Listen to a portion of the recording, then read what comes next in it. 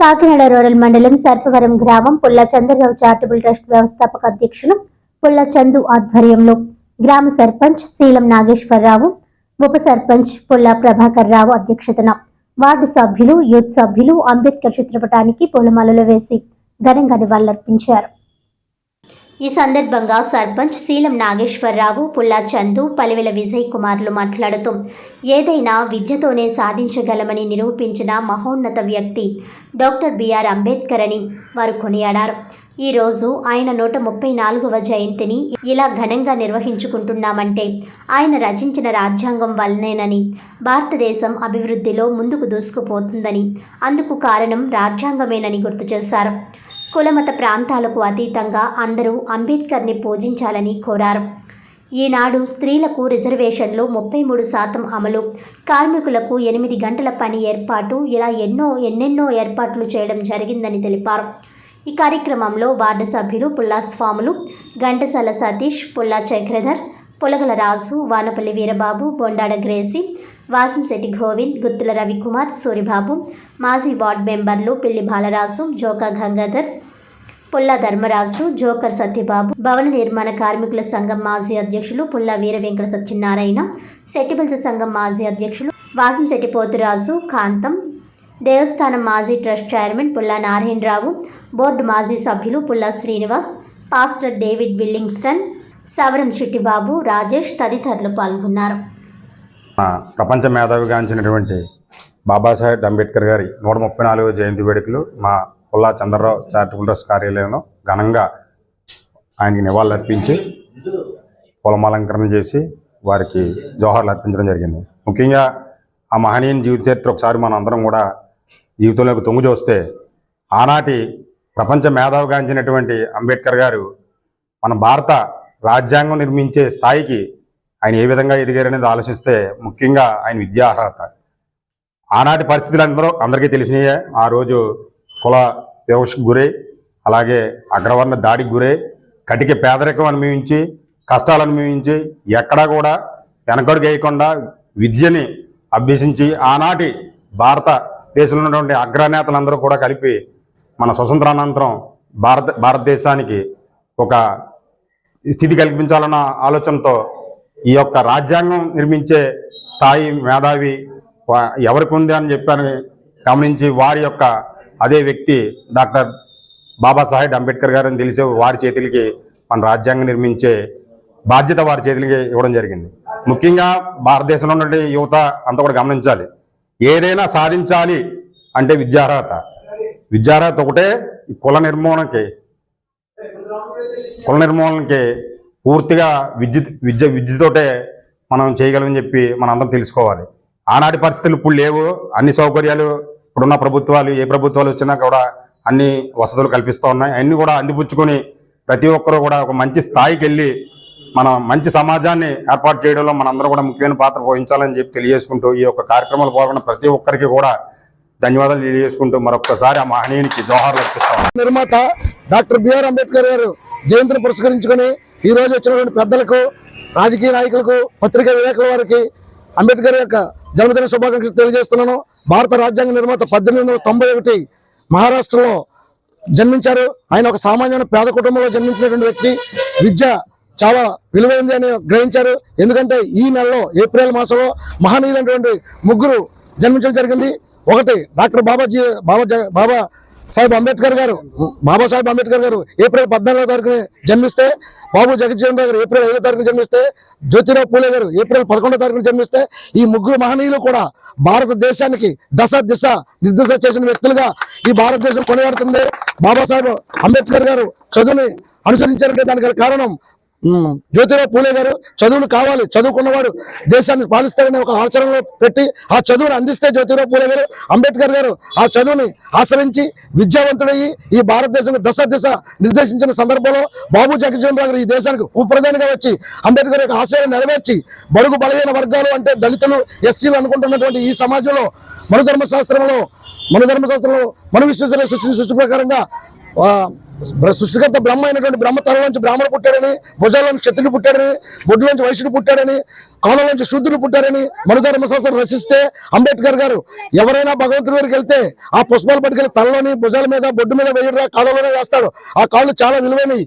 ఈ దేశాన్ని, ఈ ప్రపంచాన్ని శాసించాలంటే కాళ్ళే చాలా విలువైనవి. ఆ కాళ్ళలోంచి వచ్చిన శూద్రులుగా పిలువబడుతున్న మనందరినీ ఈ దేశపు రాజ్యాంగం నిర్మించి అందరినీ నిర్దిశ చేసి రాజకీయ భవిష్యత్తును కల్పించి ఈ రోజు ఇప్పటి వరకు కూడా ఇప్పుడున్నటువంటి ఈ కాపు వర్గం, ఒక చౌదరి వర్గం, ఒక కమ్మ వర్గం కూడా మనుధర్మ శాస్త్రంలో దళిత ఒక చిన్నవారుగానే లిఖించబడుతున్నప్పుడు అంబేద్కర్ రాజ్యాంగం రాసి వీళ్ళందరినీ కూడా అసెంబ్లీకి వెళ్ళని ఒక ఆశయంతో రౌండ్ టేబుల్ సమస్య జరిగినప్పుడు గాంధీ గారు, నెహ్రూ గారు, బాబాసాహెబ్ అంబేద్కర్ గారు, పటేల్ గారు కూర్చొని ఏం చేయాలి, ఈ దేశాన్ని మనం ఎలా పాలించాలి, మన స్వతంత్రం ఎలా నడిపించాలని కోరుకున్నప్పుడు అంబేద్కర్ ఒకటే మాట మాట్లాడాడు.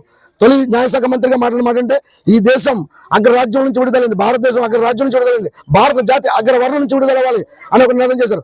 బాబు జగజ్జీవన్ పూలే గారి విగ్రహాలే కాదండి, ఈ రోజు ఆర్థికంగా స్థిరపడి రాజకీయంగా ఎదిగి ఉన్నతమైన స్థితిలో ఉన్నటువంటి పెద్ద వర్గాలను పెంచుకున్నటువంటి ఈ మూడు వర్గాలు కమ్మ, కాపు, రెడ్డి అనే వర్గాలు కూడా అంబేద్కర్ విగ్రహాలు, బాబు జగజ్జీవన్ విగ్రహాలు, పూలే గారి విగ్రహాలు వాళ్ళ వీధులు, వాళ్ళ పేటలో నిర్మించుకోవాలని ఈ ఆహ్వానాన్ని మనిషి వచ్చిన పెద్దలందరికీ అంబేద్కర్ జయంతి శుభాకాంక్షలు తెలియజేస్తూ సెలవు.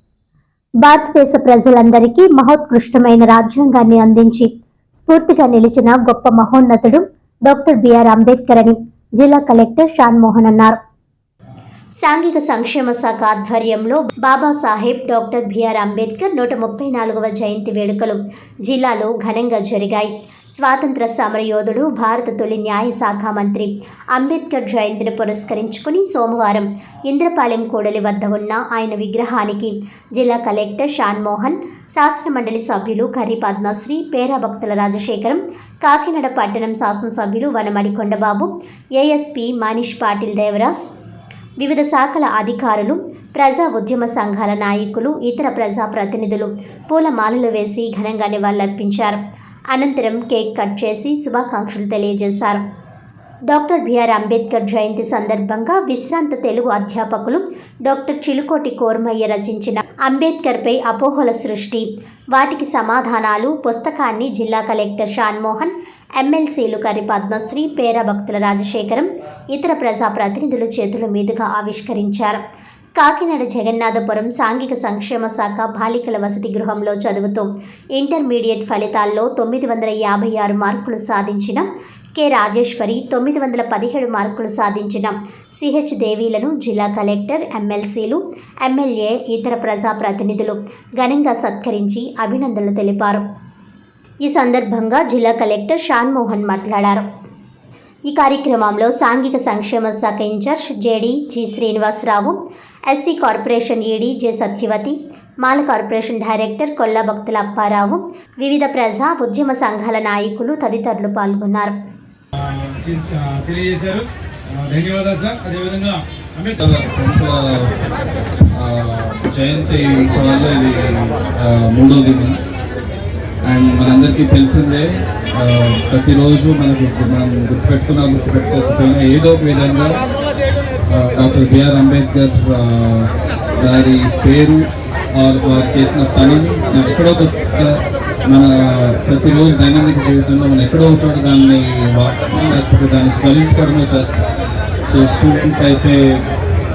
స్టూడెంట్స్ అయితే మనం ఎంత చదివినా ఆయన నుంచి స్ఫూర్తి తీసుకోవటం కానీ, ఒక కారణం కోసం అంత పోరాటం కానీ, ఎన్ని కష్టాలు వచ్చినా, ఎంత శక్తివంతమైన మనుషులు ఎదురుగా ఉన్నా పోరాటం నేర్చుకోవాలి అతని గురించి. సో అలాంటి ఒక స్ఫూర్తి నింపిన నాయకుడిని ఈరోజు స్మరించుకోవడం, పిల్లలందరి మధ్య ఇలా కాకినాడ సెంటర్లో మనకి మీటింగ్ పెట్టుకోవడం, దీనికి సంబంధించిన పెద్దలు కానీ తర్వాత కమ్యూనిటీ లీడర్స్ కానీ సమస్యలకు చాలా సంతోషం.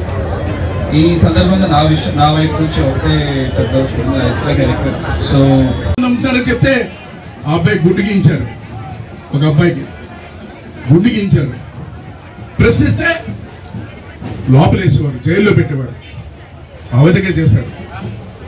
ఈ రోజున బాబాసాహెబ్ అంబేద్కర్ ఆశయాలు, ఆలోచన విధాలు నెరవేర్చుకుని ముందుకెళ్ళడం జరుగుతుంది.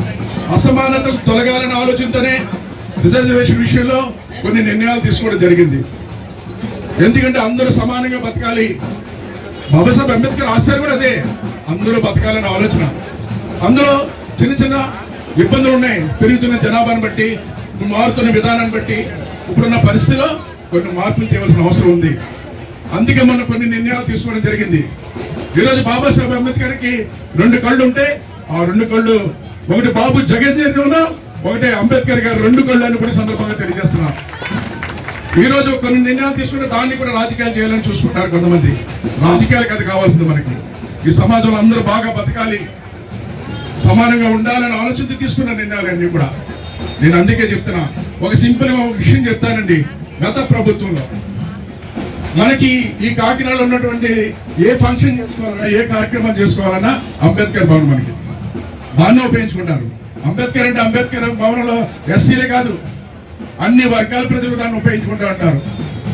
అంబేద్కర్ భవన్లో మీటింగ్లు పెడతారు, పెళ్లిళ్ళు చేసుకుంటారు, అన్ని చేసుకుంటూ ఉంటారు. అది పాడైపోయింది.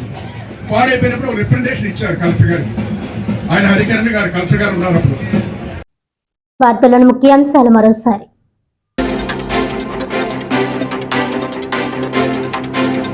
కాకినాడ రూరల్లో ఘనంగా అంబేద్కర్ 134వ జయంతి వేడుకలు.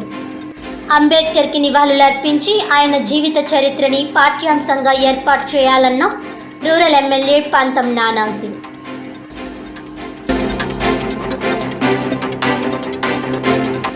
కాకినాడలో ఘనంగా రాజ్యాంగ నిర్మాత భారతరత్న డాక్టర్ బిఆర్ అంబేద్కర్ జయంతి వేడుకలు.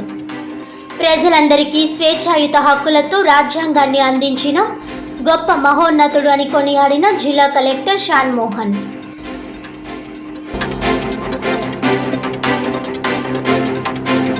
కాకినాడ జిల్లా ఏలేశ్వరం మండలం ఎర్రవరం ప్రైవేట్ పరిశ్రమలో ఆలస్యంగా వెలుగులోకి ఫుడ్ పాయిజన్. అస్వస్థతతో 30 మంది జగ్గంపేట ప్రైవేట్ ఆసుపత్రిలో చికిత్స.